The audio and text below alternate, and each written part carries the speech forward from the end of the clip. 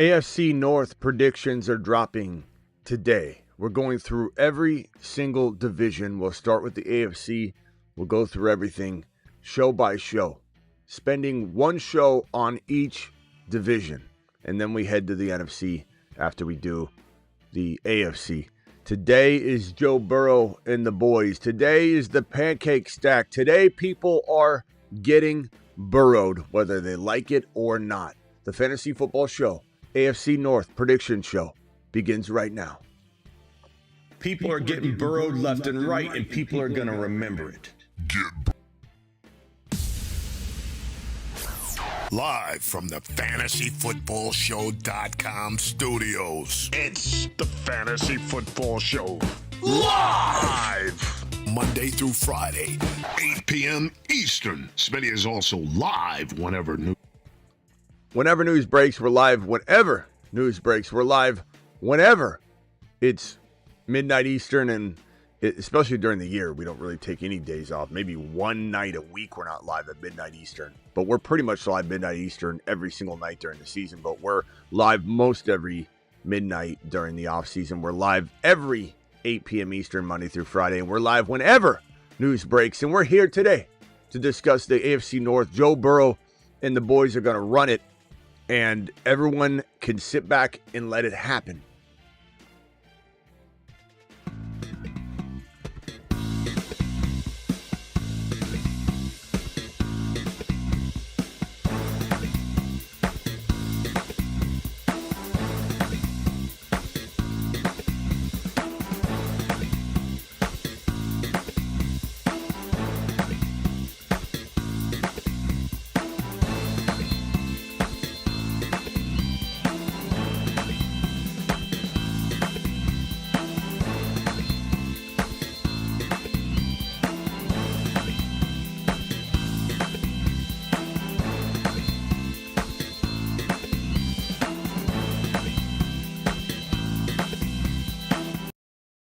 People are getting burrowed left and right, and people are going to remember it. Get burrowed. Get burrowed, ladies and gentlemen. Let's go over the AFC North. And why does it say NFC? Oh, yeah, okay. I had the wrong graphic up. There it is. AFC North. AFC North. Let's go over it. Let's go straight over to, I'm going to do this for every single division. Get burrowed, ladies and gentlemen. Let's go over the AFC. Sorry, I got this weird audio update that's just screwing with all of my scenes. Okay, Bengals, this is my order. I'm not going to sugarcoat it. I'm not going to dance around for a half hour. It is Bengals, Ravens, Steelers, Browns in that order. And I got bad news for Steeler fans. I got pretty good news for Browns fans because they're going to play pretty well considering, I think, one Shador, and if Shador gets into the lineup.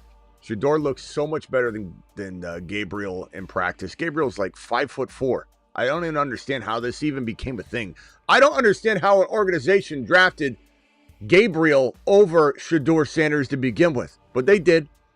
And it's like watching a JV quarterback that has never played quarterback yet go up against a player that was fantastic in college. Okay, let's start off with the Bengals. Actually, let's start off with the Browns. Let's go from the bottom. I'm going to project that this team wins. Let's move this to 6 games. This is from last year, I think. So I'm going to move this to 6. I want to move the losses to 11. I don't think this is a big deal that the team struggles. Let me move this to 11. Struggles, at times to get their identity. I think this is more about a preparation for next year. I think Shador Sanders comes into his own. I think there's a possibility this team very much surprises. And they have a, sort of like, I don't know, announcement season. Like, hey, we're actually going to be pretty good next year. I don't think they put it all together. I think the Browns could screw it up for a handful of weeks. I think the Browns are capable of messing the entire thing up. They're capable of literally ruining Shador Sanders, but he's doing everything he can. I know they're in shorts. I get it. I know that you can't be ultra impressed by any quarterback dropping back in shorts and a t-shirt and they say blue 32, but this man's throwing the football downfield with tremendous accuracy at practice like he did at the college level. And all you chirping Charlies that love to hate Shedeur, he's bringing humility to the game right now. If you are judging Shedeur Sanders right now, post NFL draft, with hatred, or you don't even admire what he's going through, you are a hater. You are a Shedeur Sanders hater to the core. And that's okay. Just at least admit you're a biased Bobby and you have no objectivity and you keep chirping over and over and over about how bad he is and he's so bad in college. His dad, his dad, his dad, his daddy, his daddy. That's the only argument you have. Since the NFL draft, let it go. Whatever his dad told him to do in an interview or didn't tell him to do, or what was lies, what was truth, it's over.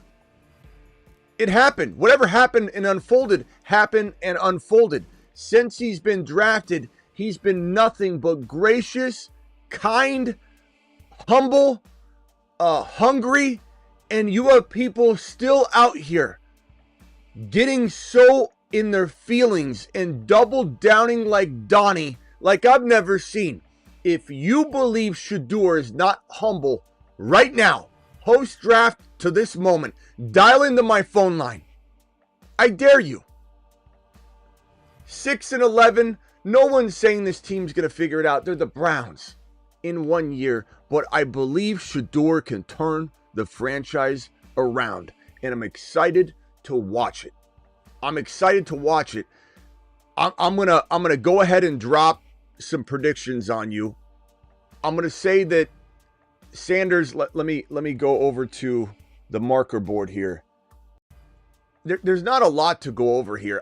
Predicting Shedeur Sanders projection or stats is going to be kind of pointless because we don't even know when he's getting in. So I'm not even going to go in too many directions when predicting the Browns players. I think Judy would be somebody that we're going to need to crank out some projections for. So looking even at last year, I mean, Judy had a pretty solid year last year. I like let's see, let me pull up Judy's stats real quickly. Judy last year had 935. This is last year, 935. Actually, I'm going to put his receptions first.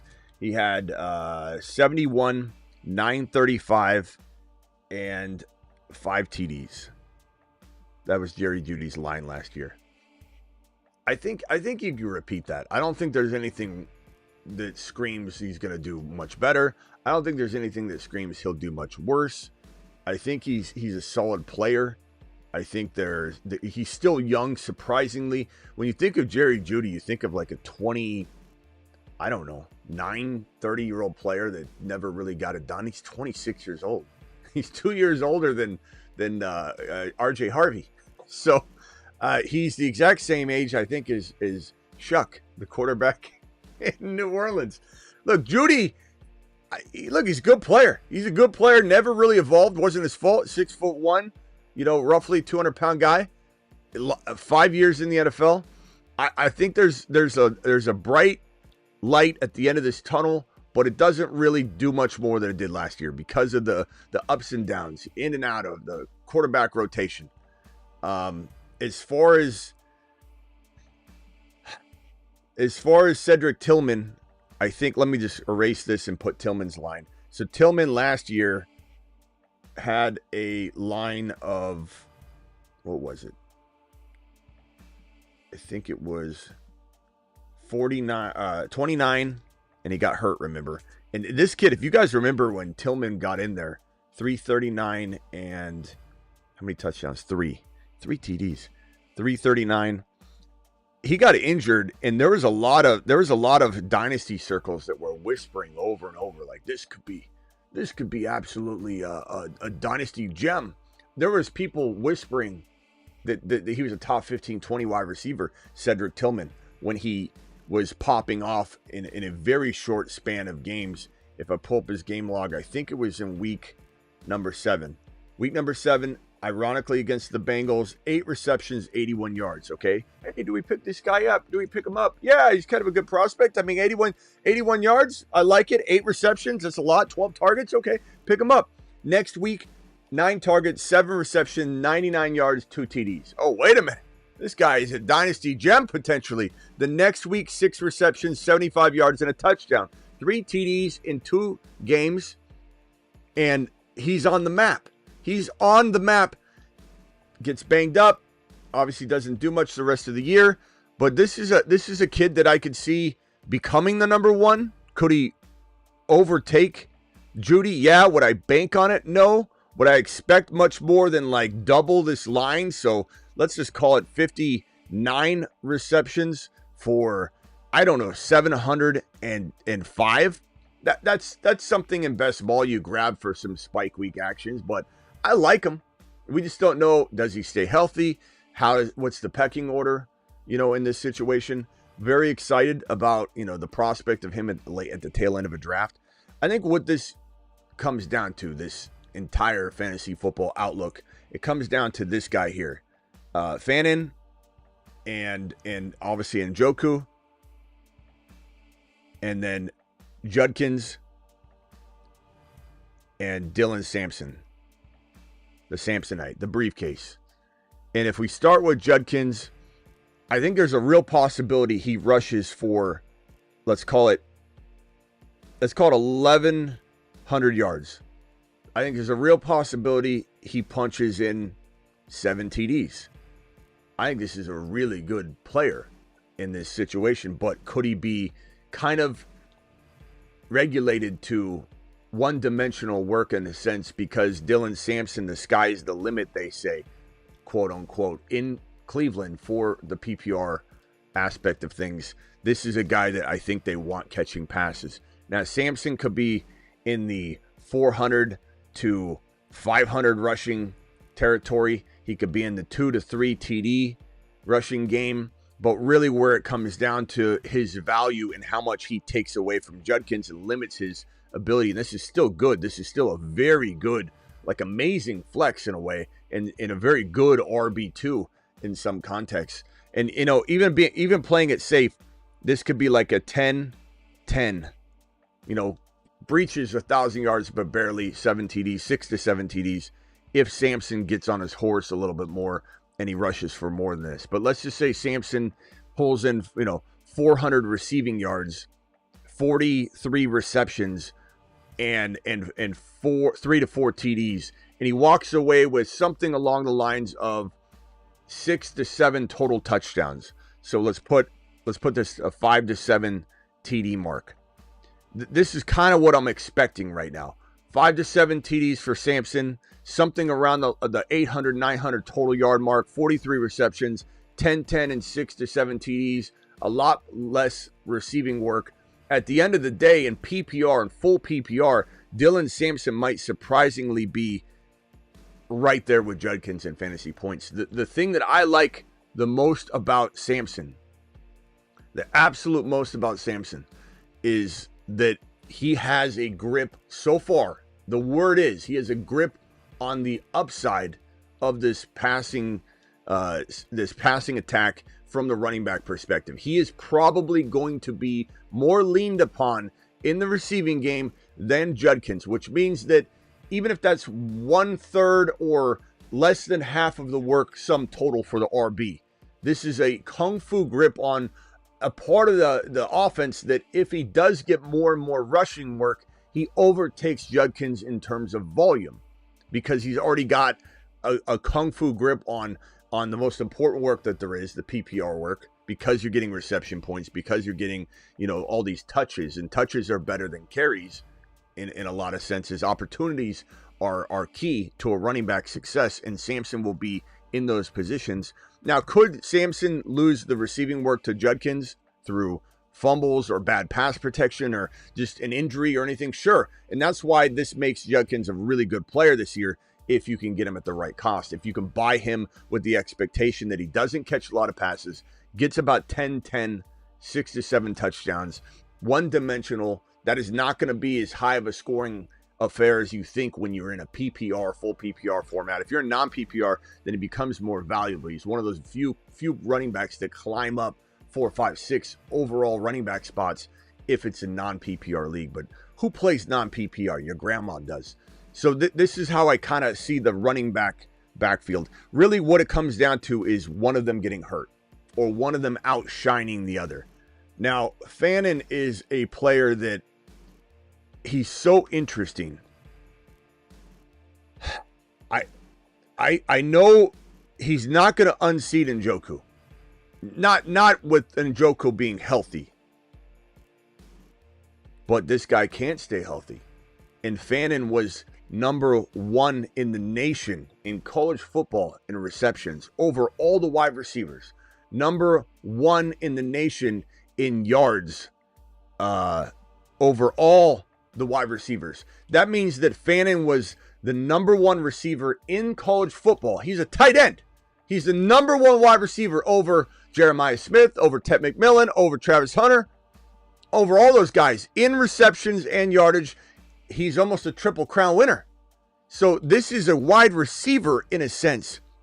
And dare I say that if Shedeur gets in there, he's going to look for the guy that consumes, the vacuum cleaner of the offense. And to be frank, I like Judy. I don't love Judy. I like Tillman. I don't love Tillman. I like Njoku. He can't stay healthy. I don't trust Njoku. This right here might be the savior of the entire offense to the tune that he can save it and be the safety blanket for Shedeur, who's reportedly this check down artist or this short yardage artist. The only reason he's one of the most accurate quarterbacks in college football history, Shedeur Sanders, the guy everybody complains about, is because he throws these short passes all the time. Well, guess what? Fannin's there to consume. I think this is one of the most crafty players in all of fantasy football that may do nothing. He may do nothing. He may never get a shot. Keep in mind, we like Luke Musgrave. He never did anything. We like Ben Sinnott. They never used him. There's a chance that the Browns they're the Browns. We can't control certain things. Just because a player doesn't play well when we love them, we prospect them, we see the value, and the coaches and situation don't agree, we can't necessarily be held accountable for that. We must react and move on. But this is a player that is a potential Laporta in the rough, a diamond in the rough, hiding in the weeds, maybe the number 1 tight end in the entire draft class. You heard me right. I like Tyler Warren. Of course, I'm ranking Tyler Warren above him. Loveland, I don't like Loveland as much as the average bear, especially in a situation, but no one's ranking Fannin over. This guy isn't drafted. He goes undrafted in 18-round best ball drafts. He goes essentially undrafted in 20-round best ball drafts. Do you understand what I'm throwing out? This is not a, hey, let's debate about where you take Fannin. You're taking Fannin at the end of your draft. You're picking Fannin up off waivers if you play in a league that has small benches. Do you understand what I'm saying? No one twist up what I'm saying, but this quietly could be the best tight end in the entire tight end class 2025. Like Laporta came up and snuck up on Kincaid, snuck up on Michael Mayer. Those guys are non-existent. Who are those guys? They don't even carry water around the situations they're playing in. They don't even have a jock strap, period, let alone can't hold the other players' jock straps around them. They failed. Not because they suck, because Mayer was drafted into a horrible situation where they just buried him on the depth chart. I wish they would have traded him this offseason. I like Michael Mayer a lot. Put him in Cincinnati. That would have been an amazing trade. If the Bengals traded for Michael Mayer, put me into a GM role. I would go trade for Michael Mayer. I would go trade for some of these players that are just sitting there on the bench. I would have drafted Shedeur in round 2. I would never know. We would never know how far he would have fell because I wouldn't have been dumb enough to let him fall over and over and over and over again. Especially if I already had a quarterback, I'd still consume. It's ridiculous to me. But Fannin, I don't know what his projections are going to be. I don't know what I'm not going to just throw out ridiculous numbers. I don't know when he could get a hold of the lineup.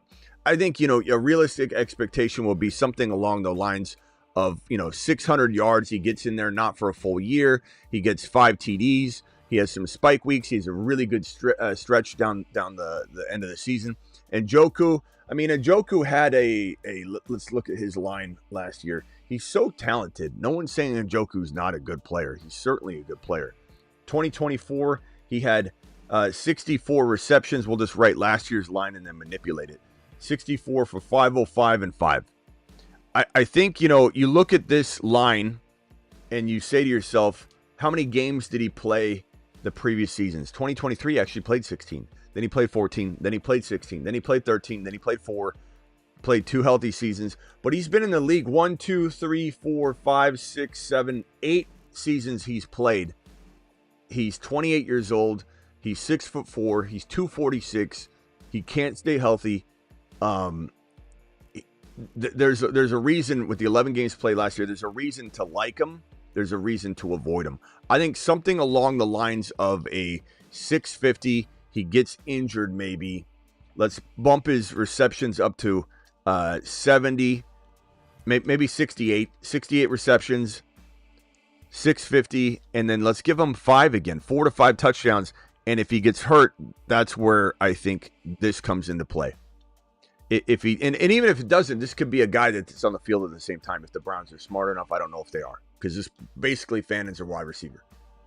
But 650, 4 to 5, 68 receptions, very decent season for him, similar to last year. That's where I'm at with the Browns. Browns, ladies and gentlemen, unfortunately, are Smitty disapproved and approved at the same time.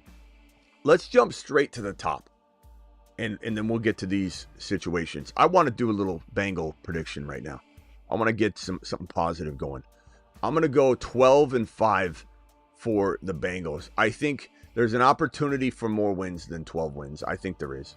I think this is a team that their schedule is pretty well set up for a potential slow start if they can't figure out the Henderson stuff and the defense right away. There's concern, of course, if you look at the Bengals down here at the bottom.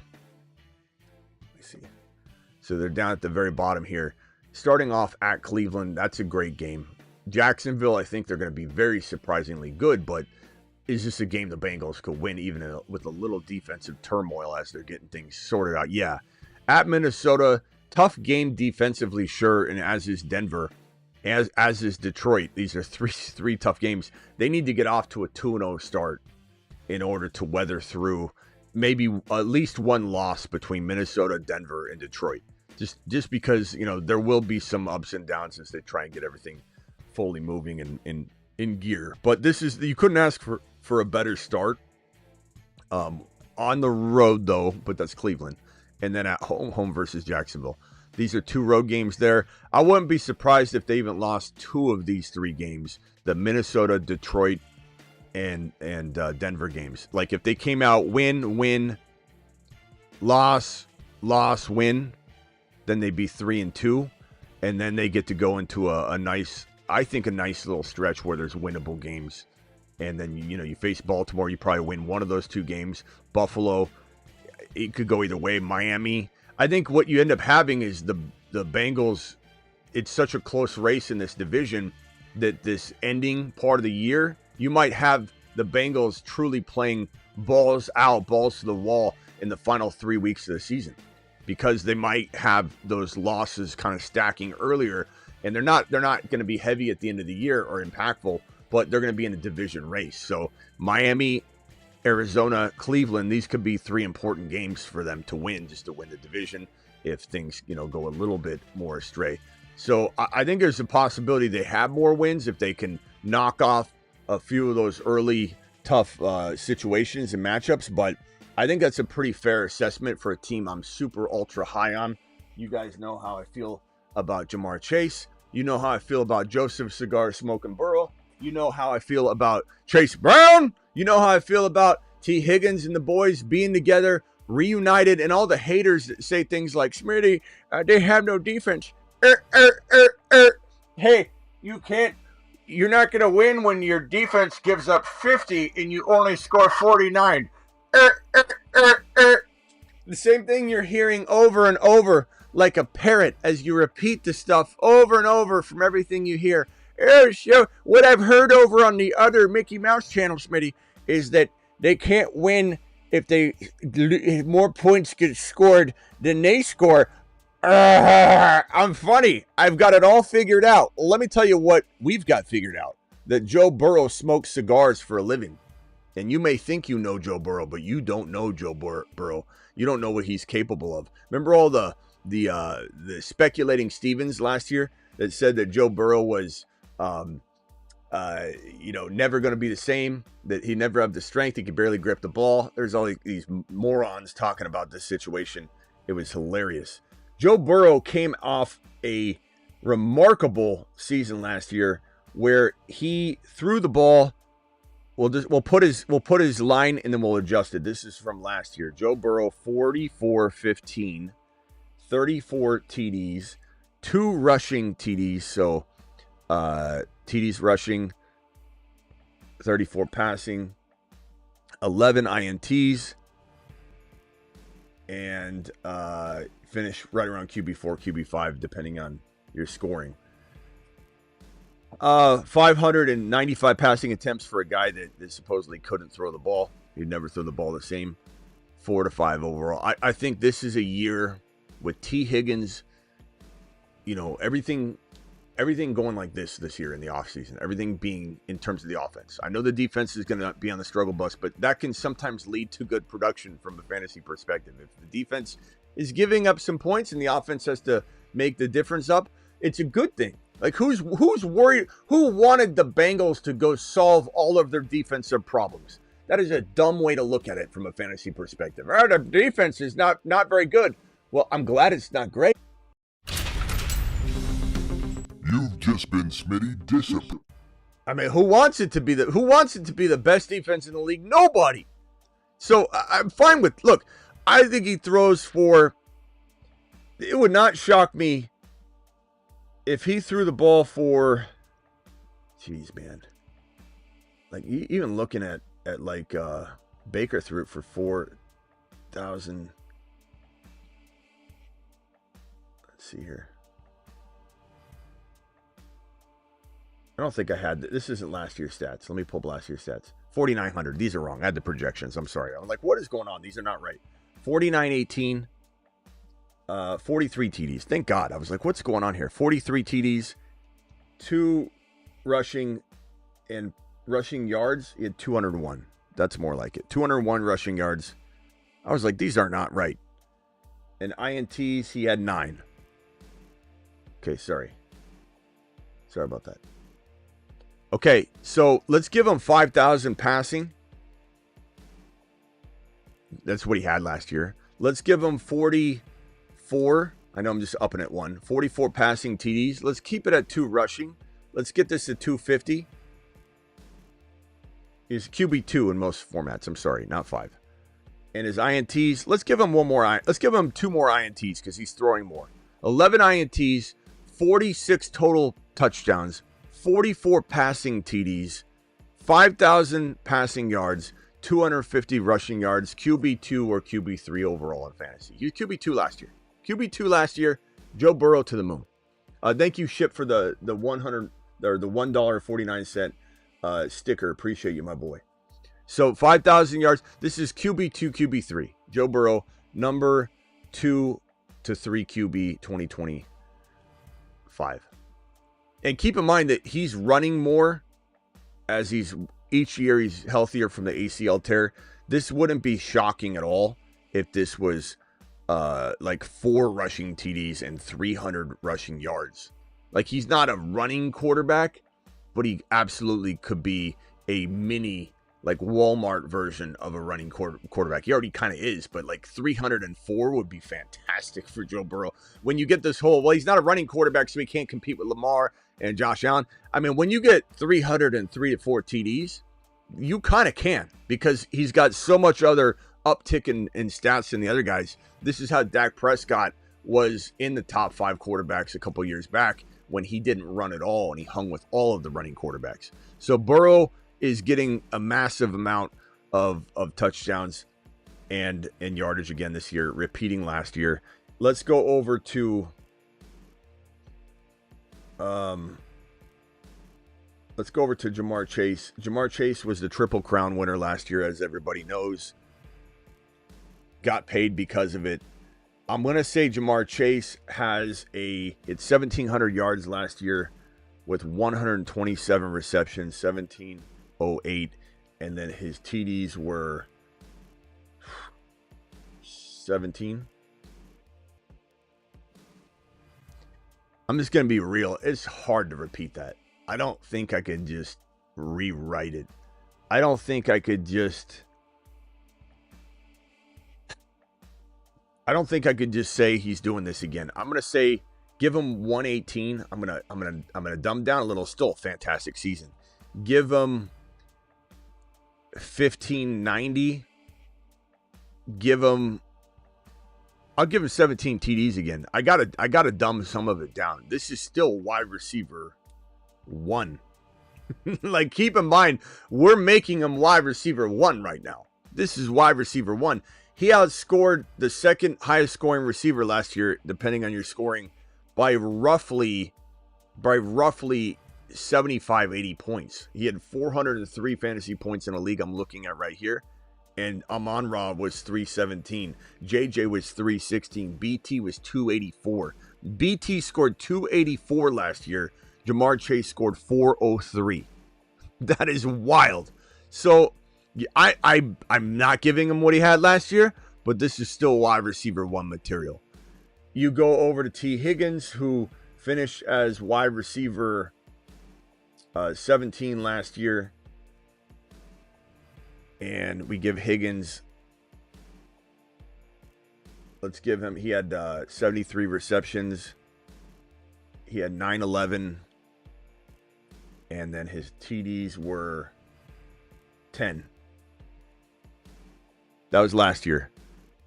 I think T. Higgins gets you 11 TDs, 1150, and 88 receptions, which I believe would put him right around, if I had to guess, that is right around like wide receiver 8, 9, 10. So Higgins is going to have a season. This is a great campaign for the man known as Higgins. Using 2024 stats properly. Sorry about earlier. This is Brown. Chase Brown. What has Brown done for you?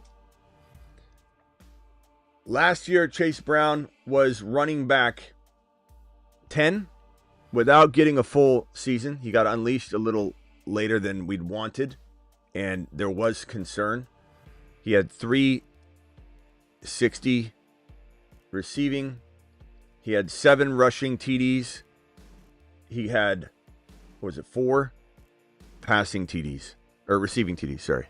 And he had reception-wise, what do you have? Receptions, he had, I think it was 54.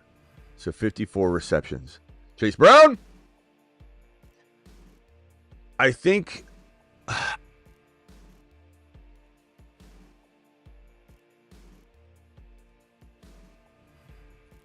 there's definitely a world where he has more yards. I don't know that he becomes like a 1,400-yard rusher. I don't know that you want that. I think 1,050 on the ground. I think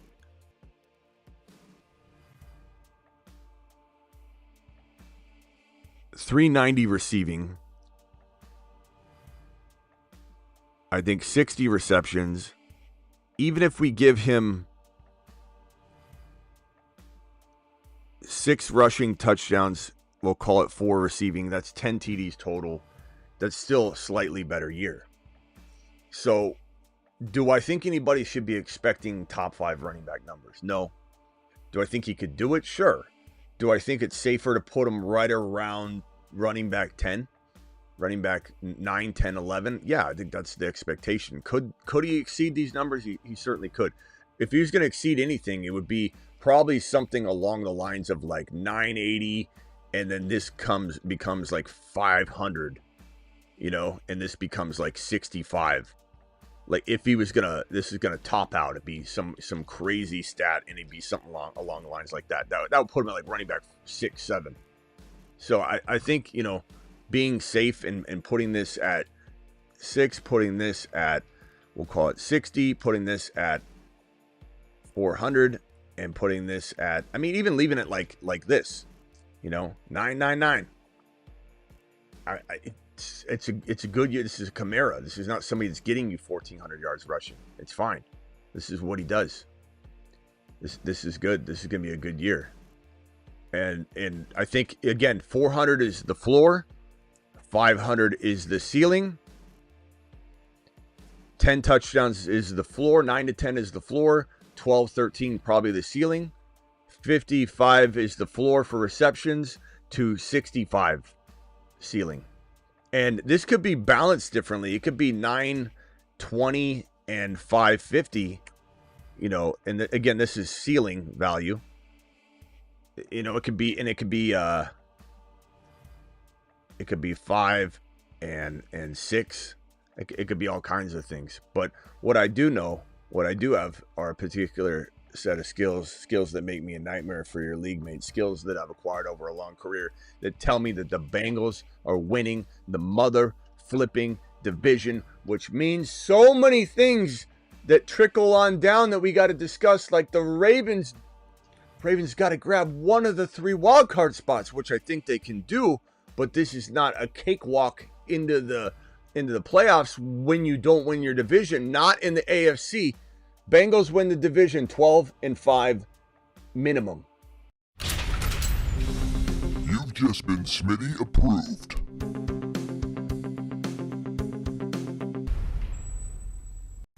All right, Ravens. This is I don't want to say a tough conversation because they're still gonna have a respectable record, 11-6 or 10-7.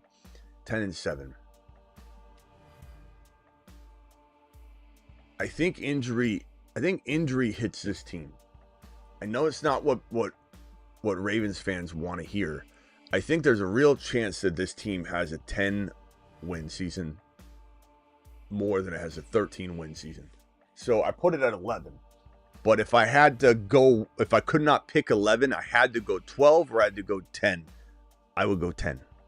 I think Derrick Henry, Father Time's going to catch up to him. I know everybody wants to pretend that's not going to happen. It will. And you can say till you're blue in the face, Smitty, we keep saying this. Yeah, but eventually it's going to happen. And he's 31 years old. And there were times where we thought it was happening and then it didn't back in 2024. Then there were times where we thought it was happening again in 2024 or 2023 and then in 2024. Both years there was a moment, not a long moment, where we're like, he didn't quite look as agile. And then all of a sudden he just rips off these huge runs because they got him in open space. They were smart on how to use him. He caught more passes last year. This guy was a monster. But injuries are the concern. Not that he can't still be a monster. Injuries are the concern.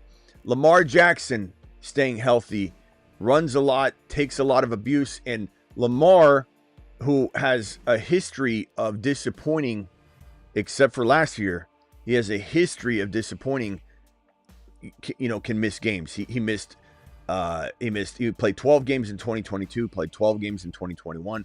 So a string of disappointing seasons right there, followed by 2 years where he played 16 and 17 games. So pretty solid out of Lamar. But Lamar really took a big step forward last year, almost like an anomaly type season. You could say he just came into his own and that's who he is now. And that's an argument, and I respect the argument. But I tend to look at numbers like this is Lamar Jackson's passing touchdown numbers. Projection, I just wiped that out. So Lamar, over the years, in 2024, Lamar Jackson had 41 passing TDs. Passing. In 2023, he had 24. In 2022, he had 17. In 2021, he had 16. The year before, 26. And then he had 36 back in 2019, which was like his first full season where he did good. He did really good. and he only had 3 INTs that year. What he doesn't do is throw INTs. That is an awesome attribute about this guy. But this is an anomaly. The only thing you can argue here, if argue in favor of this continuation, is that this is who he is. He's been waiting to become this, and Henry was the key piece. But if Henry's the key piece and you think Henry has a chance of falling off, then does he fall back down to something in between or down to 24? For Lamar, for me, I just can't see him. If I'm predicting Henry to drop off at some point this year, it makes it hard to imagine Lamar having another 41-72, 41 passing TDs, 4 INTs. Again, he's so good at not throwing interceptions. His rushing totals, 915 rushing yards. Just what a remarkable season he had. I mean, just hats off to him. I mean, respect where respect deserves to be given. Lamar had four rushing TDs. That is such a crazy. These are passing. That is such a crazy line. that is such a crazy line. I think we're probably looking at, so Lamar, previous seasons, yardage totals, 36. He's had 28, 22, 27. I don't think he goes into the 20, whatever. I'm not a moron. But does he throw for 41 again? I don't know. I think without Henry, it's possible. And he has developed as a passer. He's gotten better. But I think this is more of a line. For me, it's more like 3,800. And this 41 TDs, I don't think he's going to do that. I don't think he has. I think he's in the 30s, but I think this could be like a 32 passing TD season with some missed games. I think, the INTs, maybe there's 5 or 6. I'm not even going to say this is bad. I don't care if he has 6 INTs, but I think there's some turmoil. I think he gets injured, so this is more like a, 690 rushing yard, 3 TD affair. So it's still a good year, but there's some missed games. It's hard to put him where he was last year. I mean, this right here is still a fantastic season. Like, this is not even that disrespectful. We're talking about 3,800 yards, times, I think in this scoring format that I have here. Let's put this. I want to say this would put him at like roughly, I don't know, roughly QB like 5 or 6 still. This is not horrible. So just injuries, I think, are what either hit this offense or hit Lamar. And I think that's what this team struggles with this year, to just put it together long enough. I mean, still respectable wins, 11 wins, but to win the division. So then it puts him in a wild card hunt mode. And so with the missed games, with Derrick Henry either missing time but being good when he's on the field, or Lamar having to put too much on his shoulders, he's failed more times than he succeeded in terms of having a full season. He's literally had disappointing half seasons and very good half seasons. It wasn't until last year when he dropped his 4,000 passing yard, 40 touchdown season that he didn't, disappoint at some point. I mean, even if you look back to the 2 seasons prior, and especially the 2 seasons prior, the 2023 season, there was a chunk of time where he was absolutely disappointing. 2022, even more so. The rookie year of Herbert, I remember people coming to me and in week 7 and 8 saying, I got to bench Lamar. Lamar was trash Herbert's rookie year from weeks 1 through 7. He was trash. He was not even startable. People kept hanging on because he was Lamar, and then they eventually had to, either pull the plug, throw Herbert in, who had a good rookie year, or he started to turn things around. So this is only 1 year we have of Lamar dominating for 17 games, and even this is still quarterback 5-6, something like that. It's going to be in that ballpark. Flowers, I am not a big Flowers fan at all. Flowers is I'm a big fan of the player, and we're a big fan of him as a rookie. And we love Flowers as a player. I'm just not a fan of his situation. Lamar doesn't make top 15 wide receivers. Lamar never makes top 15 wide receivers. Flowers will be very inconsistent. He was 25 last year. Lamar never made a top 25 wide receiver. And he made Flowers a 25th ranked wide receiver. He never makes top 20 wide receivers. Certainly doesn't make top 15. But this guy had 74 receptions for 1059 and 4 TDs last year. And I know what you want to say. Like, if he just gets this number up, he's fine, right? Give him 10 TDs, and all of a sudden he's a top, 12, 13, 14 wide receiver. But it just it doesn't all come together. I think Flowers, if you take his career stats and you obviously the 2 seasons, and you look at 858 and 1059, honestly, I think it's going to be something along the lines of something in between. I'm going to say give him, even if you gave him the same receptions, 4 receiving TDs, 5. Let's give him one more receiving TD. I think this is probably what I'd expect. Something along of 70 to 75 receptions, 950 to 1,000 even yards, and 4 to 5 TDs. Nothing wrong with it, but it doesn't match his cost of entry. People are drafting this kid like he's a wide receiver, high on wide receiver 2. And he's just not. And when we go over to the tight end position, this is where we really have to have a conversation about where Mark Andrews is. Because Andrews was an anomaly last year as well, where this guy pulled in 11 TDs and struggled in so many other ways. Had some good moments for sure. 55 and 673. I don't think this happens again. Although if Henry gets hurt, he might lean on him. But I think staying healthy for Mark Andrews could be maybe a problem this year. He struggled to stay healthy his entire career. He only played 10 games in 2024. He did play all 17 in 2023. Played 10 games. In 2024, he did play all 17. But that was only the second time in his career that he did that. I think I'm probably looking at something along the lines of, let's look at his last 3 years. 673, 544 yards, 847. Let's give him, I'm going to give him 640. Receptions, I'm going to give him 50.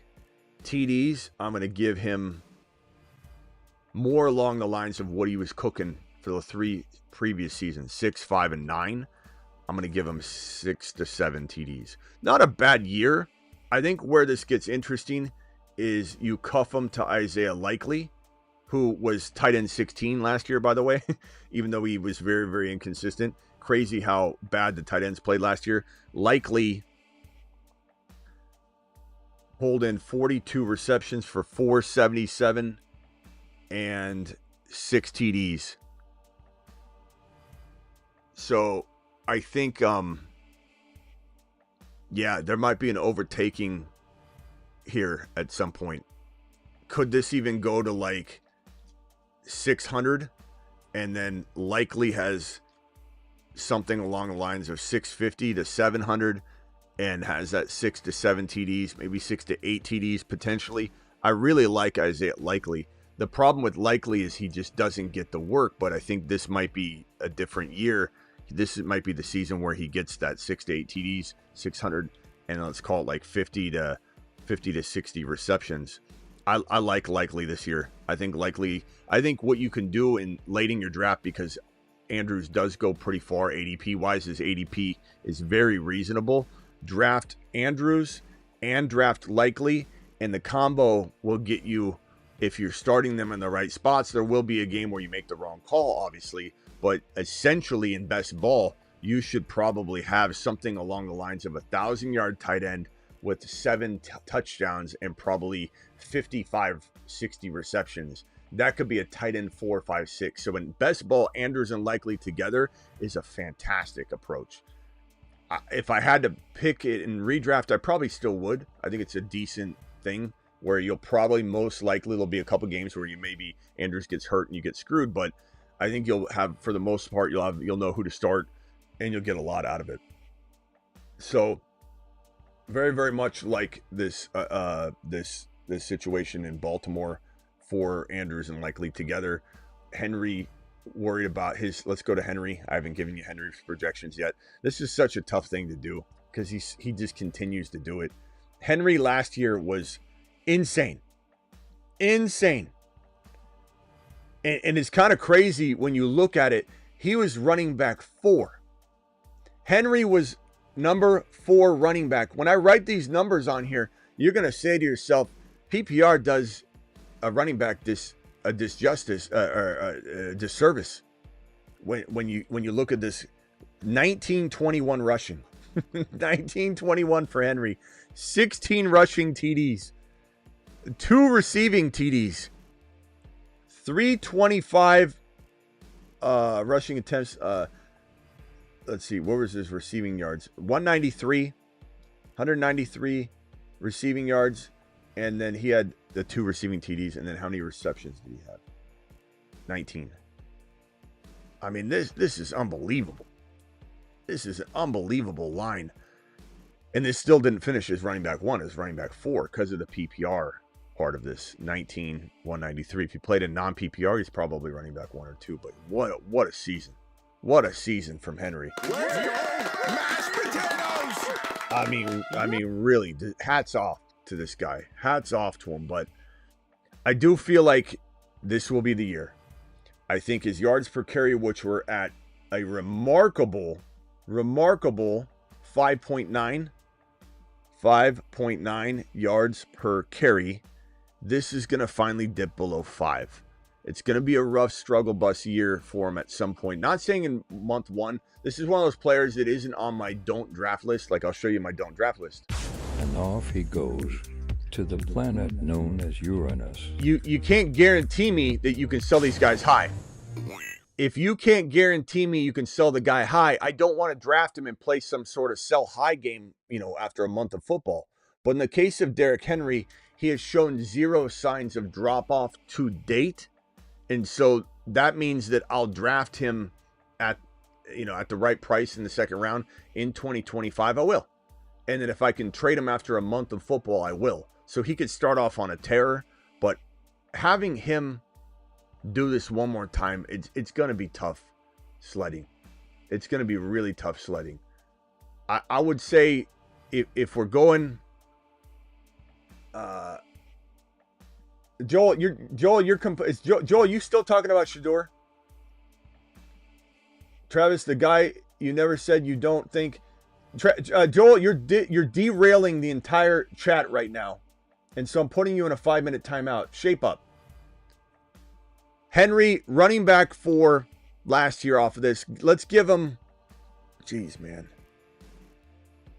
It's so hard to predict this because, he only played in Baltimore once. So to go back, to his Tennessee projections, really, really hard, to do that and just say, oh, well, let's go back. Like, it's a different situation, different usage, different everything.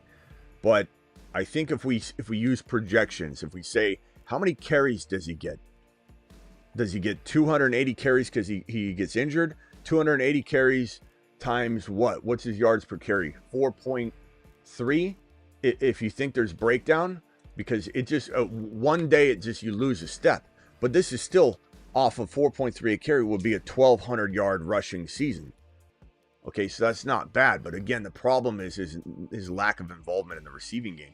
So if he gets, let's say, 18 for 180 right here, nothing changes too much. That puts him, even though this looks like a great number, it puts him in a disadvantage. And if he gets, let's say, 1 receiving TD and he gets 9 rushing TDs and he's getting 4.3 a carry, this all of a sudden is not the same running back whatsoever in PPR and half PPR. In non-PPR, it's still solid, but it's all about the missed games. I think 1,200, 10 TDs, 18 receptions, 180 is not being disrespectful to him, but it is acknowledging that there's potentially a decline, or even if it's not a decline per start, it's a missed game thing that takes him. It's the age, it's father time catching up, either by way of drop off or by way of injury and no drop off. But this is where I expect this to go. Okay, so here is the AFC North again. We've got 11-6. Steelers are the next team we need to talk about, and then we'll open up the phone lines in just a second. But Steelers are, I'm going to say, hard-pressed to even get 9 wins. I don't know that I even want to leave this at 9. I might put this at 8-9. I might flop this and give Tomlin a losing season. But I think what ends up happening is he skates by and has another winning season that it's 9-8. It's a winning season. It's 9-8. It's third in the division. It's maybe even closer to the Browns if Shedeur gets in there early and Shedeur has a 7 or 8 win season. This could be a lot closer than we think. I think that's how good the Browns, sum total of their team is. They still got a good defense. They still got a lot of good pieces on offense. They've got a good running attack. They got 2 great running backs. They got a pretty underrated wide receiver room, no doubt about it. And Judy and Tillman. And I like a lot of this, what this team's got in place. It just needs the quarterback. They drafted the quarterback. Do they recognize that they have the quarterback? I could see the Browns being third if all goes well early for Shedeur. And then the Steelers are 8-9 and the Browns are 8-9 or 9-8. And they win a tiebreaker against the Steelers or something. But the Steelers, to me, not only don't win the division, but they have no shot in hell in a tough conference of getting one of the only 3 wildcard spots that are given, because for those that don't know, every division winner, if I go over here and show you, if we look at the AFC, for example, every division winner, let's call it the Ravens, the Broncos, I'm going to say it's the Jaguars, you could say it's the Texans, I'm going to say it's the Chiefs, you could say it's the Broncos or Raiders.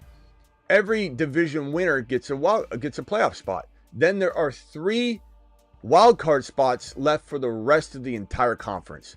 And the Steelers at a 9-win record have 0 chance to compete against the leftovers of the Baltimore Ravens or Bengals. One of these teams is winning the division. I have, as you just noticed, the Bengals winning it. So the Ravens automatically get that wildcard spot, 1 of 3, meaning there are only 2 left. And if the Bills win their division, and we'll go over all this on the next one, you have the Jets, you have the Broncos, you have the Raiders, the Chargers, you have the Texans. There's no chance that the Steelers can win their division or even grab a wild card spot in my mind.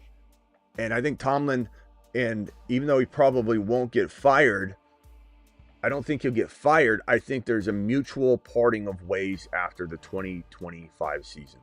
I think Tomlin finally leaves Pittsburgh. And it just doesn't fit anymore. And he needs a new environment. He needs a new location to refresh his mindset, because he certainly doesn't have what it takes right now. Let me hit these super chats real quickly. Ship, thank you again for the sticker. Appreciate you, my boy. Brett, appreciate you. What's up, Smitty? Love the content. What do you think about Bateman? Better value than Flowers? No.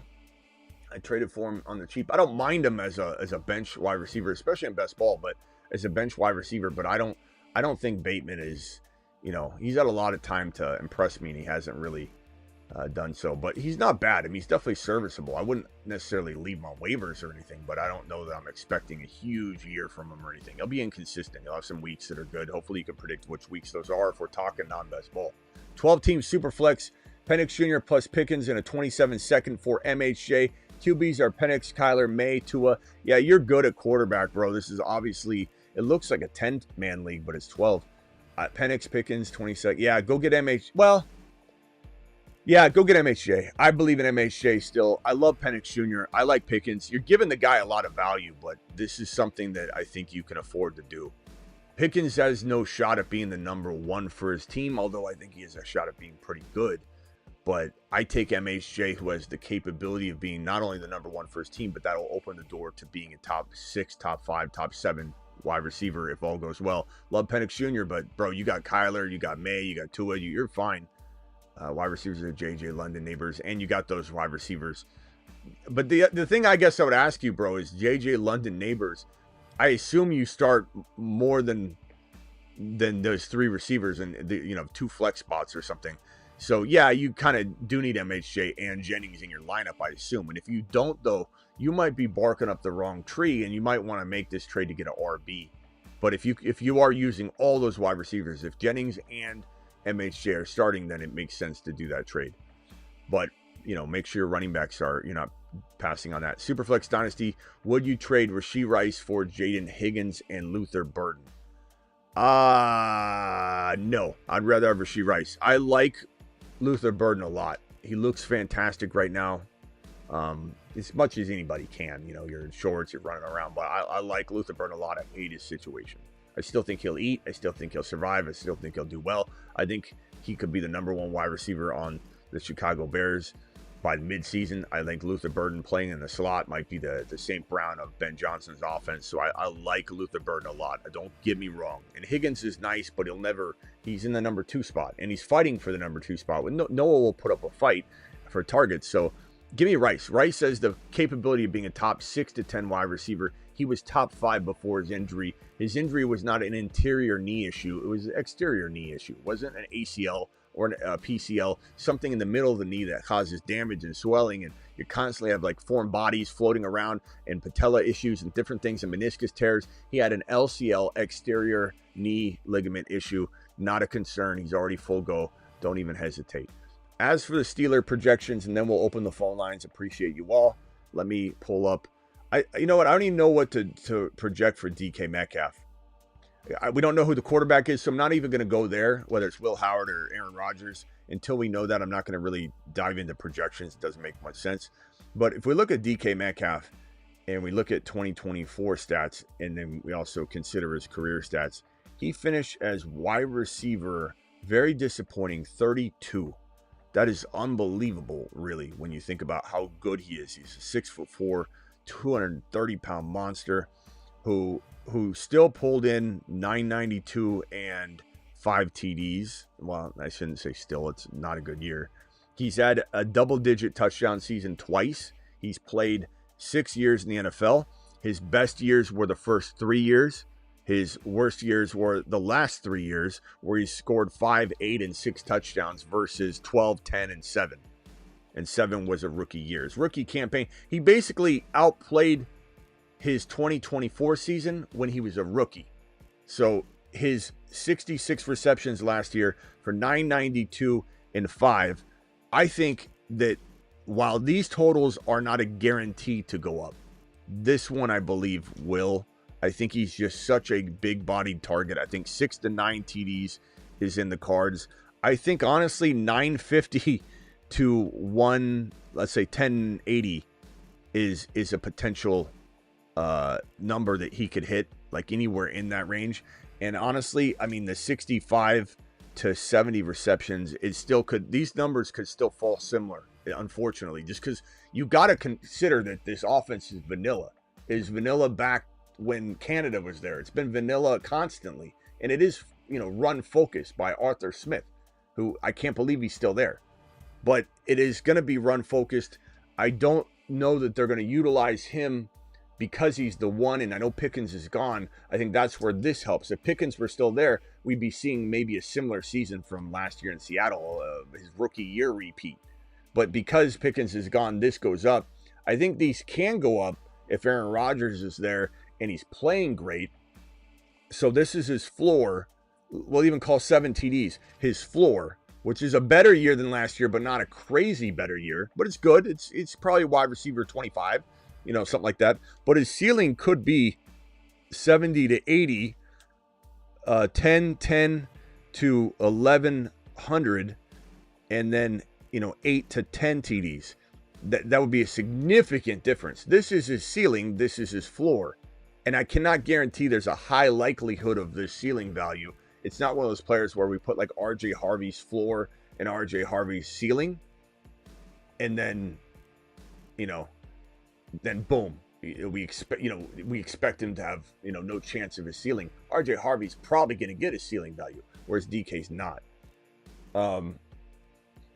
Joel, are you still doing it in the chat? Block for being too real and having an opinion. You're going nuts in the chat over and over. Just like, relax. We're talking about this. You're derailing the entire conversation, and just putting in just your whatever disagreement with Shador, I guess you're still doing. No one's blocking anything. You got put in timeout to tell you to stop. So just slow down, or you end up be getting blocked. So no one blocked you. We're being pretty fair with you. Just pipe down. Pipe down and stop trying to pretend like your opinion. Oh, I'm allowed to have my opinion. You are allowed to have your opinion, but you're also disrupting. There's a difference. You can have your opinion all you want. Free country, but you can do it by yourself if you want. How's that? So just stop, bro. Stop, or I will push the button to block you. How's that? Is that clear? Is that clear, Joel? You want your freedom? I'll give you your freedom. So DK Metcalf. Ceiling right here, not as likely. Floor, probably something in between with a little bit of a lean toward the floor, unfortunately. But, you know, Aaron Rodgers will be the difference maker. If Aaron Rodgers comes in and goes crazy, you know, which I don't think he'll do, but I mean, it's possible. It's possible because it's such a focal, compartmentalized structure that there's easily a way that Aaron Rodgers could be ultra efficient. All right, so I don't know, Calvin Austin. I don't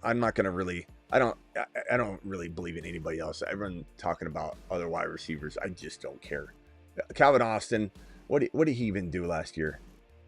Let me pull up his stats from last year. I mean, I don't think he did anything.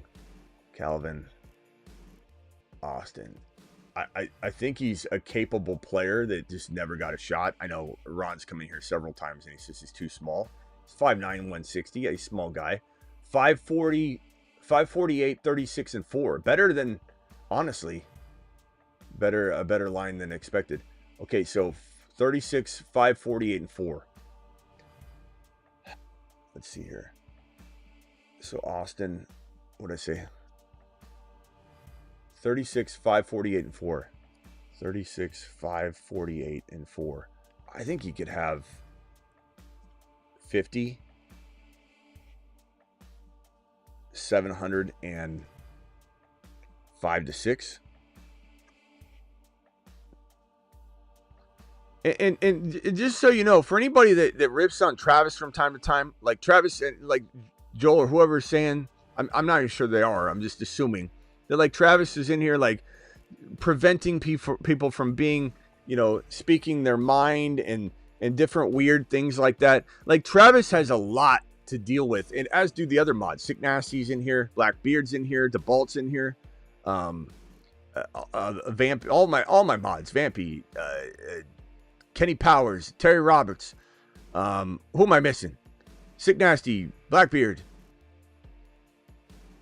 Vamp. Who am I missing? Anyway, these guys have to deal with a lot. They're trying to weigh out the pros and cons of somebody just going crazy in the chat that thinks, oh, I'm just voicing my opinion. I'm allowed to do that. You're disrupting. And there is some controls involved to limit that kind of stuff that doesn't disrupt the enjoyment that is the live chat. Your freedom to spout off does not outweigh the enjoyment factor of the chat group that's trying to have a conversation about what we're talking about. And Joel, you're fixated on something no one's even watching the show about, Joel. No one's watching the show about what you're talking about. And people are trying to enjoy. Yeah, hey, Steelers talk right now. We're talking Steelers. And you're sitting here going, blah, blah, blah, blah, blah, blah, blah, blah. No one wants to do that all the time. That's the point. It's not about you can't have an opinion. You're not even in the same universe right now. Austin, I like him. I can't guarantee he gets those stats. I like him, though. Running game. This is where it gets interesting. Caleb Johnson. I always want to say Caleb Williams. I thought Caleb Williams and Caleb Johnson would play together. Caleb and Caleb, it felt like a total guarantee in my mind walking into the final hours. Warren was announced the starter before the draft. Warren's going to be the guy. We feel very comfortable with Warren. Warren's going to be the man. I don't know why people would hate on you, Travis. You're straight up. Travis is doing his job the best he can. You know, like he's trying to weigh out the pros and cons of letting things slide, keep things in line. And people say things like he's out to just like not let me talk. Like, come on, give me a break. You're being a difficult person. Travis doesn't run in with anybody but difficult people. He comes through the chat. He dials into the phone line instead of asking a question for himself or talking about something for himself. He'd be like, Steve in the chat was wanting to know this. Can you answer it for him? Like, he's a man of the people. And people rip on him. It's disgusting. Some people should be ashamed of themselves. Warren, I don't know what to expect from Warren, guys. I mean, you could look to last year. Let's do that. Let's go find Jaylen Warren's stats from last year. Let's try and figure out a way to muster up more numbers, because a guy that was supposed to start just got his starting job ripped from him, right, by the drafting of Caleb Johnson. But at the same time, you know, maybe we find out that Caleb Johnson isn't getting it done, and Jaylen Warren potentially walks into a much different situation in week 1 than we're expecting. Warren last year, let me find Jaylen Warren's stats. He's a very underrated player. Jaylen Warren's a very underrated wide receiver. He's a very underrated tough running back between the tackles. Hard to say. He's running back 39 last year.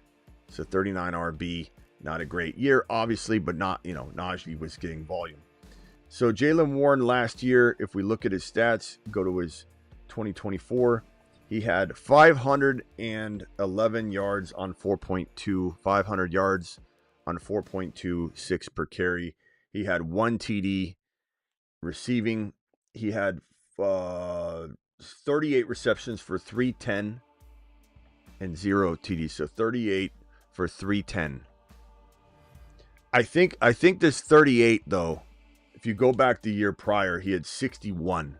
So even in a sharing situation that's not ideal for him, I think 55 to 65 receptions for him, no matter what, is in the cards.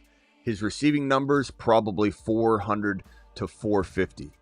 So that right there is going to put a damper. Just like Judkins could get hit by Dylan Sampson, we could see Caleb Johnson take a big nutsack kick in PPR value beyond what people are expecting and hoping for.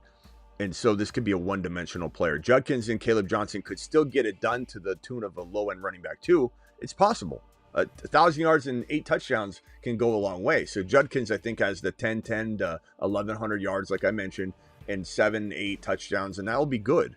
But it doesn't separate you when you don't have the PPR work.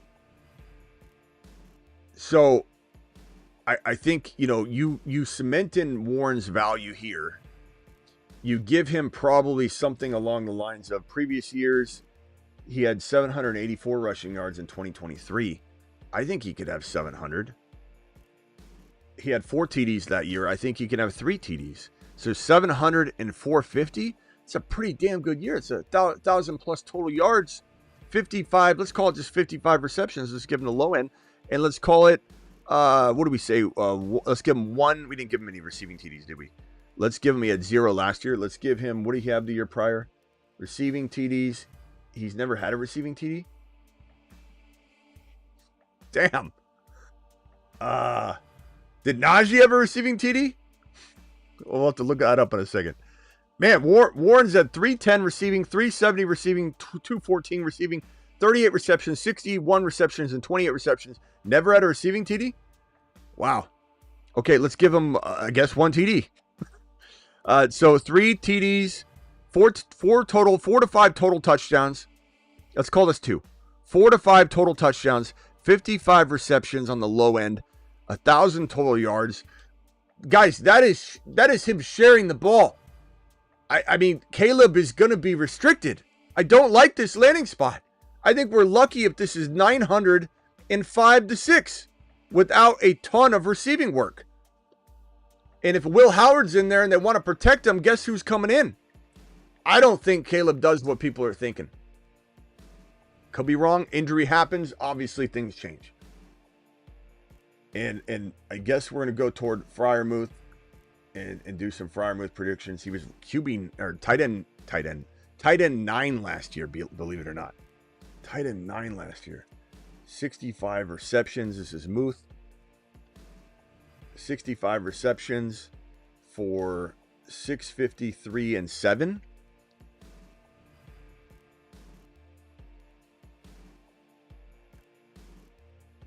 Let's give him the same, but I'm going to put this at 5. So whatever that puts him down to, I would say that probably puts him at tight end 14, 13, 12, 13, 14. So 4 to 5 TDs,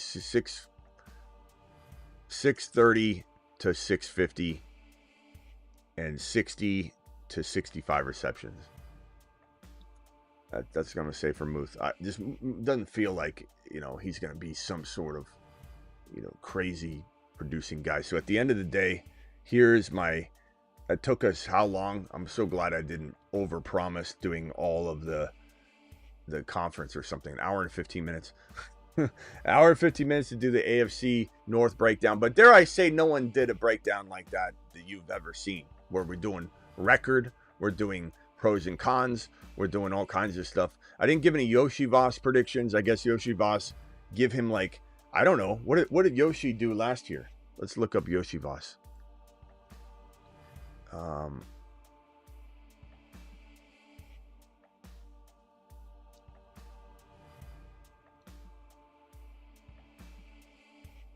I think Yoshi Voss had 479, 36, and 6. Give him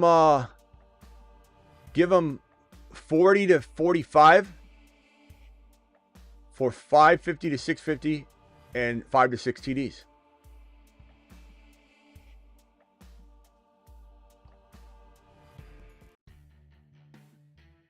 And on that note, dial into the show. Call into the show. Call into the show. Dial into the addict.shop phone line if you want to have a discussion about the projections that your boy just threw out there. I think it's a pretty good, show one. We'll definitely cycle through each division, both conferences, and crank it out. So tomorrow will be, or tonight, I think, it could be tonight actually. I might do it on the evening show just to get them out, because there's gonna be a lot of shows that we got to do. So maybe I'll just, every show moving forward, unless some news breaks. So we did the AFC. Next AFC North. Next we'll do let's do the East. Let's do the AFC East. I think that would be good. And just for record, last year, this was the East last year. So maybe I'll just every show moving forward. 12 and 5, 11 and 6, 10 and 7, and 5 and 12. Travis, can you pull up last year's records and see how accurate that was? That was last year. I haven't touched this until right now. And while you do that real quickly, let me go over to Brucey. Bruce, you're live, my boy. Hey, Smitty. Mm-hmm. Do you see the thing with Caleb Williams, what he tried to pull? Yeah, we haven't done, that's another show that I was going to do today, but I thought this is more important than Caleb. I might talk about that tonight too. Yeah, but reportedly, and there's still stuff coming out on it, but reportedly, Caleb Williams tried to get out of going to Chicago, but I don't even know what's true. It's hard to really know. I'll do some digging on the validity of some of it. But reportedly that was something that people were talking about today, that he made I guess they made some calls, and his team was looking at how they could potentially get out of going to Chicago, because, his dad, so where it all stemmed from is Caleb's dad came out and said that, or a reporter or whatever leaked that he had said before the draft, I don't want my son going to the Chicago Bears. And he wasn't wrong. He wasn't wrong at all. That's where quarterbacks go to die. And, very, very true. And so Caleb's dad did not want him going, but it's kind of funny how just because Deion Sanders is a college coach and polarizing figure, that no one cares about this. No one's going to say anything about it. And if it had come out beforehand, I don't think people would have cared anyway. But people hate Shador. But yeah, I think, it's weird because I don't know that it will be fully true that he supported what his dad's vibes were. His dad may have looked into some things. His dad may have perpetuated a story. I'm not going to sit here and pretend that this is all true just because we like to, talk about Caleb. I don't say we like to. We don't root for anybody's downfall. I hope he succeeds. Honestly, I do hope. I hope everybody succeeds. This world is a world where everyone can have success. There's no reason anybody can, has to, be sacrificed for somebody else. But where I think people get confused is how passionate I get, and I get animated, and then in some cases I may look like there's some sort of like hatred for a player. And it's not. It's more so me going at the take that no one wants to let go. The fact that so many people were like, this is the number one quarterback, this is the next Patrick Mahomes. And nobody, it unfortunately looks like I'm hating on the player. I'm not hating on the player. I'm hating on the reality of what I believe to be the reality of the situation. Just like if someone said the sky is blue and it was, green for whatever reason, I am going to go crazy over it. It's not like I hate the sky. It is what it is. I'm proving my point. And when people aren't recognizing what I'm saying about the limitations that is Caleb Williams, the limitations that are the Chicago Bears, the limitations that were Ryan Poles, the limitations that were Eberflus, and the worst offensive coordinator hire, who I don't hate as a person, and I wish him all the success in the world, and Shane Waldron. But when people don't recognize what I'm saying, I do end up beating a drum and beating a dead horse, and it comes out as hatred. I'm not rooting against anybody.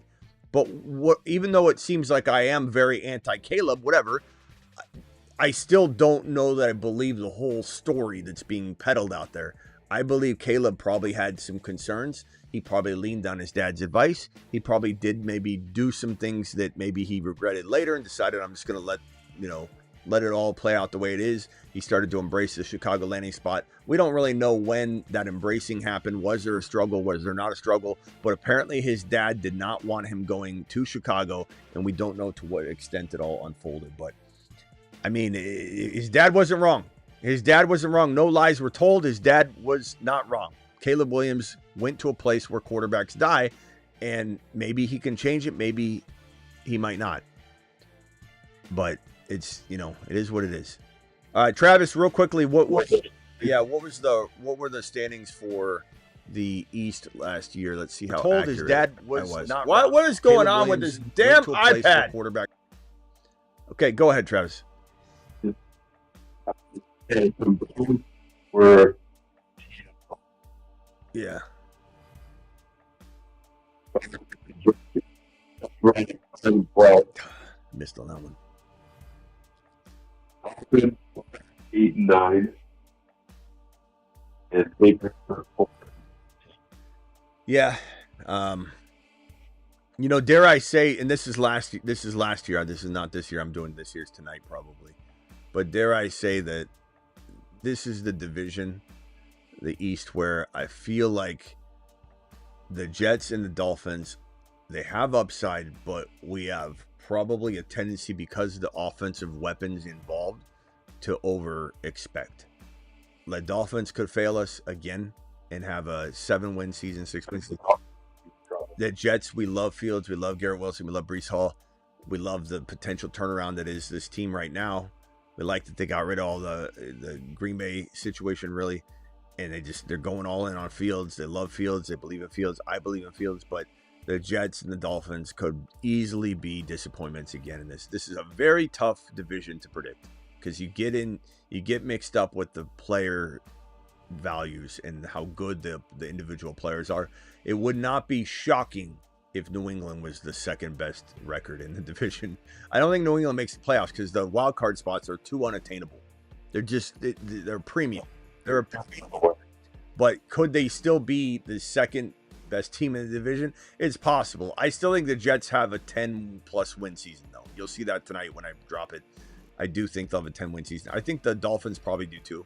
I think it's going to be a kind of a two-way tie for second, and then the Patriots will be better. They could be 7 wins, they could be 6 wins, they could be 5 wins, they could be 8. Who knows? I mean, I'll figure it out tonight.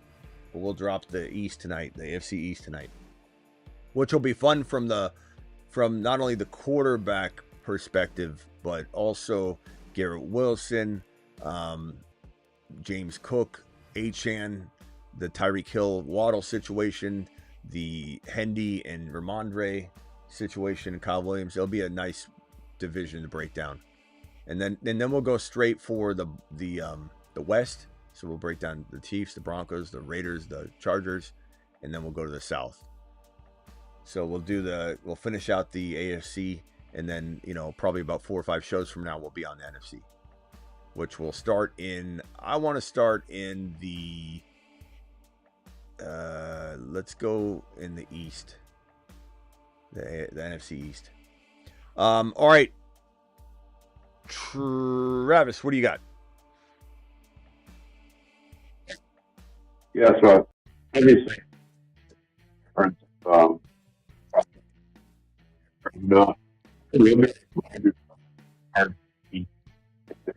might go after another wide receiver, JMO, Green Bay, and try to pick or Watson. Maybe they just don't get Lazard. But DK, I think you're right. I mean, every year he's been in the league, he's at 100 yards. So, I think it's healthy all year. Lack of competition for targets. Yeah. Let's see here. Somebody's saying there's a choppy. Is the live stream choppy, or is that just Brandon's live stream? Brandon's internet. I don't know. I think I'm coming through as choppy, but I have made sure my service is Wi-Fi turned off. So Yeah. I'll already start my. Things like that, I put a call back in. I think you're just a little muffled, but I don't think it's a live stream, right, guys? It's just Travis, you're saying? Okay, Jake, biggest Jets fan in the world. No chance we win 11. I'll tattoo Smitty on my forehead if we win 11. You gotta get a back stamp if you win the Super Bowl, Jake. All right. Jake probably would. If he's the biggest fan in the world, that's not that big of a request for him. He's like, Smitty on the back, I could do worse. I got one for you, Smitty. Go ahead, Bruce. Which pairing do you like more, Isaiah Likely and Mark Andrews, or Noah Gray and Travis Kelce? Noah Gray and Travis Kelce. Definitely, bro. Smitty stamp live if we win the Super Bowl, says Jake. that would get a lot of views. That would be. I'd probably rather. I mean, Smitty would be funny about it. Rather have just the domain name, the fantasyfootballshow.com, or just a YouTube handle or something. But just to get a little extra promotion, when you're walking around with the crop top in the summers. Yeah. So Bruce, good question. If I go to the board here, you want to know if I like the tandem of Kelce Gray. I like Kelce Gray a lot more, just because I think Kelce dropping weight. If he gets injured or whatever, then you have a Gray stepping up and becoming, I think, a very, very solid commodity. Whereas Andrews and Likely is still very good, but just a step below. And, whereas like this right here could be a divide all year. Like Andrews could drop off a ton, and then they use both of them and Likely steps up, but you just don't know who to start each week. I think this is either Kelce, or if he gets hurt, then it's Gray, but it's very much more clear to me. I don't think this will be a rotation of any kind. You'll know what you're doing a lot more week to week with this top one. But it's a good question. Oh, okay. What else you got, Travis? Phone line's open, by the way. Let me hit the phone number real quick, guys. Hold on. Call into the show. Call into the show. Go ahead, Travis. You think that he gets the field on with Hendrickson? Yeah.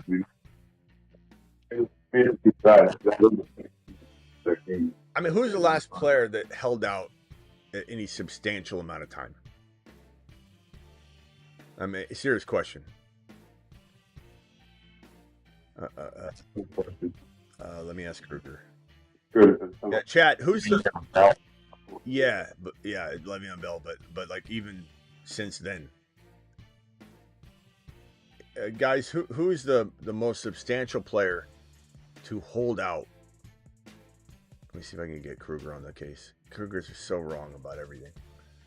I mean, is it that far back? I know there's gonna be somebody where like, oh yeah, but I mean, who is Kruger? Who is the most substantial name in the NFL that's held out into the regular season? Who's the last player? The last really substantial name to hold out into the regular season was Le'Veon Bell back in 2018. Mm-hmm. There you go. A season over a contract dispute with the Steelers, Which ruined his career. Which ruined his career, by the way. Just absolutely ruined his career. Yeah. Did this for you. Yeah. So, yeah. So to answer your question, Hendrickson's a very big name player. I don't see it. I don't see how he what if I'm the Bengals and I feel like he's been disrespectful behind closed doors or there's some reason behind this. I'm not that worried about calling his bluff. He'll show up, but being injured, having a slow start, this team always seems to have some sort of problem, in the beginning of the year or not every time, but there's been slow starts before. Joe Burrow's been notoriously playing, catch up, and whether it's an injury to Jamar Chase or an injury to him or just a slow start in general, or, it's not what you want. I think at the end of the day, the sides got to come together. Right now, it seems like Hendrickson's standing pretty firm on what he wants. I don't know. There's going to have to be some wiggle room for because I don't think the team's just going to give him what he's asking for. But if there's some, they get down, they're calling each other's bluffs a little bit. I think they get it done. It could be sooner than we think, but it also could be like a month or two from now. The later, the more likely of a slow start or an injury, so we don't want that. But at least it's not I'm not as concerned with a defensive player as I would be like a wide receiver or running back. A skill position player that's getting hit and is a target. And the reason I say that is like a defensive player, yeah, there's risk injury. I get it, obviously. But with a wide receiver or a running back, especially a running back, you are literally moving throughout the field and you're getting hit in directions your body's not expecting it. And so you can imagine, if you think about it for a second, you're running, right? You're planting each foot. Your Achilles is firing off. Your calves and your quads and everything are firing off, right? Imagine if someone, while you're jogging, just runs into the side of you, and you have to all of a sudden your knee tightens up, your quad tightens up, your Achilles tightens up, your ankle twists a little bit. You plant, then you got to land on your left leg to balance yourself and get back on course. You're firing your muscles and everything's so much different than another player. And if your body's a little bit behind the 8 ball on trying to get ready, that's why wide receivers less than running backs. But running backs, when they hold out, they get hurt. They hold out, they get hurt. They sit out, they get hurt. Christian McCaffrey couldn't get healthy because his body wasn't ever going to be ready. Even when he came back, it wasn't ready. When you're a running back and you have to take on those things where you're running and you're getting hit left and right, your body's firing off on all these different ways. Your body just ends up pulling different things left and right. You can't stay healthy. And a receiver less so, but still the same effect. Whereas a defensive player is doing the hitting. They're controlling their body. Think of it like, do you ever get car sick when you're driving? No, because you're holding onto the wheel. You're bracing for the bumps. You see the bump. You feel the bump. You're pulling yourself left and right. When you're driving in the passenger seat and you're just flopping around, you get car sick. So a defender is controlling everything, the impact and every movement that's happening. A receiver, specifically a running back, is just literally getting bobbled around, and that leads to injury. It's one of the biggest reasons. I don't think people explain that. It's why holding out is so bad. Your body's not ready for all the ins and outs of the game and how you get smashed and hit. And like, people don't realize your body, like, you're firing as a running back, like Christian McCaffrey right now. Everyone's saying, oh, he's healthy, he looks great. He's running forward. You know, or Nick Chubb, he looks really good jumping over boxes. He's running forward. He's cutting a little bit. But as soon as McCaffrey starts going 100%, I guarantee you he's not going 100% into pads and getting hit. And they're really being careful with him. He's going to be firing his muscles off, his Achilles different, his calf. If Christian McCaffrey does not have a calf injury, which is an alarm bell for the Achilles and potentially a tear coming, if McCaffrey doesn't have a calf injury or an Achilles flare-up, I will be, in the first month of football or sooner, I will be shocked. I will be absolutely shocked if Christian McCaffrey doesn't have some sort of calf injury. Or just tears an Achilles. Well, and that's a good point, too, because even when he's cutting and moving, he's telling which way he's going, where once you start getting, you're not in control anymore. Yeah. Your body's going. And I'll give you an example. I was suffering from calf strains and injuries for years, and I don't anymore. Knock on wood, it got over. But I would be running, and I'd be like, "Don't tear your calf! Don't tear your calf! Don't tear!" And I tear it on and be out for weeks. It'd be such a frustrating thing for me. And that probably is an underlying, like, there might be some Achilles issues for me later down the road. But I'd be running, and when I'm on the sidewalk, you know, where it dips down, so, you know, a car can enter into a property or something on the sidewalk, I would run, and when the sidewalk would dip, I'd see it coming, but just having one leg lower than the other, I'd find myself, like, re-tearing it just by that little, like, adjustment of the sidewalk going like that as I'm running, and my body would just go down, and I know it was coming, and all of a sudden my calf would pull. I'd be like, what in the hell? Like, just the different terrain, the different planting, having my leg, having all my weight on an unlevel surface, and then planting tore my calf. It kept tearing my calf. So I still, to this day, it's been over a year since I've tore it, maybe a year and a half. I dread running on a sidewalk where I see the level go down. I'm like, oh my God, the grade is not straight. I have to run onto the street, you know, and I'm like stepping down. It's even worse onto the street just to avoid that, because my mind, it gives me a mind freak. Anyway,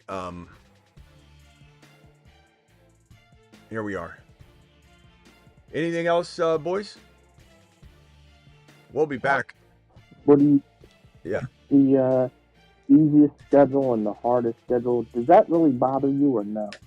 This is stupid. The Niners have the easiest schedule. Like, the Niner fans are just loving it right now. All the Niner pages are like, Niners have the easiest schedule. You don't have the easiest anything yet. Let me break down your schedule. I'm doing the schedule breakdown. It's going to take me a little bit. But this whole, like, win percentage, I mean, I have it up here because, you know, it was news. But this whole win percentage, Vegas win percentage, you know, projections and such, and people using only last year's stats, and it's so dumb. It's so dumb. All these teams had drafts. All these teams lost players. You know, all these teams, like, it's just so stupid to be peddling out, you know, these early toughest defense. Like, number one, your passing defense is going to be different than your rushing defense. So even when people say, oh, do we worry about so-and-so because they have the toughest schedule? Like, do they have the toughest schedule? I'll tell you whether they have the toughest schedule. Leave it to me. And I don't use the same thing everybody else does. I'm not just going to copy somebody else's. I got my own formula. I'll explain it, but we're not making any determinations yet. Let's hang tight. I'll have the strength of schedule done soon. But it's so dumb. It's so dumb to use win percentages to project the toughest schedule. You out of your mind? Not you, Bruce, but anybody out of their mind? Win percentages? The teams that had drafts and losses of players, and the Niners have a completely different defense. Like, what are we doing? I mean, it's crazy. I don't even understand it. You know, I look at something, bro. Like, look at KC, for example. I believe KC is going to probably have the toughest defense schedule in the entire National Football League. Just from eyeballing it, I'm going to go over it and everything, but just in general, I believe it was KC. Was it KC? Maybe. The hardest schedule. Bruce, that's because of what I just said. The record. I don't care about the record. But yeah, I'll break down, and they still might be like top 5 in tough schedule. Was it KC? Or was it not? I think it was KC. I think it was KC that you talked about. Yeah. It is a brutal schedule.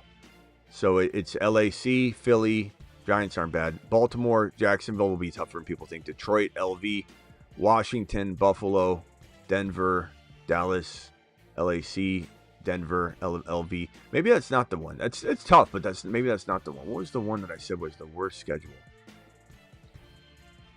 Let's see, Buffalo. No, not Buffalo.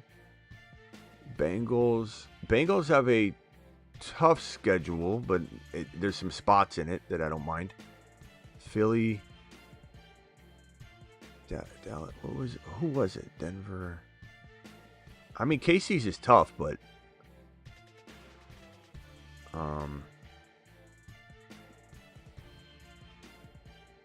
and there might be some lining up of it. I'm not saying there won't be some lining up of it, but like you look at where's that schedule? Right here. You were the one, and both your quarterbacks had the same bye week. So let's look at Lions, Eagles, and Chiefs. Let's take a look at that, and the Bears. Let's see who has the toughest schedule out of those guys. So Lions have Green Bay, Chicago, Baltimore, Cleveland, Cincinnati, KC, Tampa Bay, Minnesota, Washington, Philly, Green Bay, Dallas, LAR, Pittsburgh, Minnesota, Chicago. That's pretty tough. Detroit has a tough schedule for sure. But this isn't always going to just, equal based on the way that people are doing it right now, using records. It's crazy. And the Giants, let's take a look at the Giants record. They're supposed to have the toughest schedule. Let's take a look. It probably is tough. Yeah. Washington, Dallas, KC, LAC, New Orleans. No. Philly, Denver, Philly, San Francisco, Chicago. Yeah, that is tough. Yeah, that probably still is the toughest. Yeah, that is bad. But it's not because of win percentage. It's because those are tough defenses. Like I said, it's going to go hand in hand to some degree. I would definitely say the Giants are in the top 5 for sure. But win percentages is stupid. The Niners, look at the Niners schedule and see how much it feels like they're suggesting. Seattle, New Orleans, Arizona, Jacksonville, LAR, Tampa, Atlanta. See, Atlanta's going to get a bad rap. Houston's going to bounce back a little. The Giants, the defense is okay. But yeah, LAR, Arizona, Carolina, Cleveland, Tennessee, Indy, Chicago. Definitely easier than a lot of teams have it. No doubt about it. Is it the easiest? I don't know. It might be. But it's not because of win percentages and records, because that doesn't tell the story. There's been a draft. Teams have improved. Teams have gotten worse. But the Giants do have a tough schedule. It's going to go hand in hand quite a bit, but it is not the be-all, tell-all. One thing that I got out of it, and I enjoy it, and you might think I'm funny, people have been letting neighbors drop because they're like, oh, no, he has a hard schedule. I'm not drafting him. And I'm like, oh, just let him drop to me then. Yeah, I'll take him. I mean, Neighbors was supposed to not be able to get the ball properly last year. And again, there's some teams in here that have had different defensive situations. I think it's tough for Neighbors. I mean, you look at the Giants' schedule here, and Washington, Dallas, KC, Chargers, Philly. I mean, it is brutal, but are they going to be down and throwing the ball in the third and fourth quarter more than any other team? Maybe, so it all adds up, man. I mean, it's hard to really say based on a bad team playing from behind all year. Neighbors did it last year, so we'll see. All right. Anything else, boys? We'll be back tonight. I'm all right, Smitty. All right, Travis, anything else? I was just going to say on the Pittsburgh backfield, people just assume that Caleb Johnson will take over the role eventually. But look at what, you mentioned Arthur Smith and how happy he was to run Algier like crazy John's rookie year. He's going to be happy to do that. So yeah, as long as Warren's healthy. think he plays a big role. All right, man. I'll see you tonight. Appreciate you. Yep. Thomas, you got 30 seconds. I'm sorry about the wait, bro. What can I do for you, Thomas? I'll give you a minute. Hey, so What's up, I bro? want to, Mason, I want to take Neighbors and with the fifth and Bowers coming back in the second round, but I got to take a running back. Trying to see if you know any good running backs that I could pull up on. Well, can you just give me the running backs that are available? Like I see Bucky dropping, but not and it drop all the time in the third round. yeah, Bucky going in even the 3.1 is hard to imagine. But Bucky, Kyron, But I love taking Neighbors. In the second round with Bowers, but I'm yeah. afraid of a running back. Well, I mean, worst case scenario, you're getting Kyron or Hall probably, and if not Kyron or Hall, then you could go Hampton in 4. You could go Hampton in 4, Harvey in 5. You could go Hampton in 4. I mean, yeah, you could do that, but I like Hall. I like Kyron. If Kyron or Hall are there, I take Kyron or Hall all day. I try not to take Hampton. In the third round, of course. I try not. This is a non-super flex, right? Yeah, Yeah. I try not to take Hampton in 3. You just got to package the risk in more. But like 4, I like him in 4.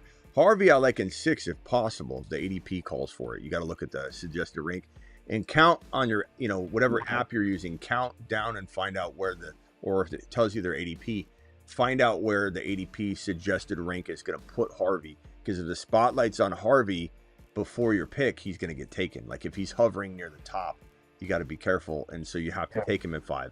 But I think Harvey in 6, you could get Hampton, Hendy, and Harvey in back-to-back picks. Back-to-back-to-back. Hampton, Harvey, Hendy. That's always a way approach. And then that means in the third round, you can take a Marv, or you could take a quarterback like Josh Allen or JD5 or whatever, bro. You could go Neighbors, Bowers, Josh Allen, Hampton, Harvey, Hendy. Or if you can get Kyron, I like Kyron. 3 rounds. I mean, I like all those approaches, bro. Yeah, and good call on last year with Olave, man. I wanted to take a bad with 12 and 13 picks, but that would have blew up in my face. Yeah, no. Yeah, no, don't even take him this year, bro. All right, appreciate you, man. All right, later. All right, you two have a good one, Smith. All right, I'm out of here for now. I'll be back tonight. We'll probably do the AFC East tonight. So AFC North in the books. Appreciate you all. Be back for the AFC East tonight and potentially a draft. I'll see you all later. Don't forget I'm live Monday through Friday at 8 p.m. Eastern every single Monday through Friday. I'm also additionally live whenever news breaks on an additional live stream. I'm also live additionally at midnight most every night, graveyard style, after dark show, after hour show, draft show. So I'll see you all tonight. Thank you for my super chatters. Thank you, Vidal. Thank you, Ship. Thank you, Co33. Thank you, Brett. Thank you, Jake. Appreciate you all. Thank you to my mods. See you all tonight, midnight Eastern. Don't be late.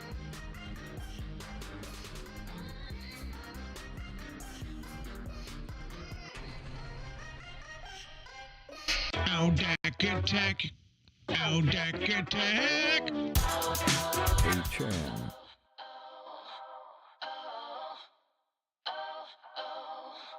H.N. is the man. He's Kyron. He's 7 feet tall. And he knows. Brees Hall is 8 foot tall. But the continuum of the gigawatt component structure of Jahmyr Gibbs' workload divide has a megawatt offload that if you compartmentalize the component conjunction timekeeper and you flux capacitor out the continuum component megabolt, things just end up happening. And that's why Jahmyr Gibbs is a top 5 to 10 running back instead of top 6 to 10.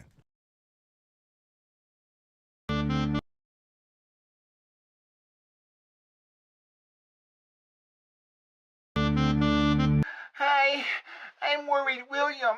And my mommy just warmed me up a hot pocket, and I've never even talked to a hot chick. Be back at midnight. Deuces.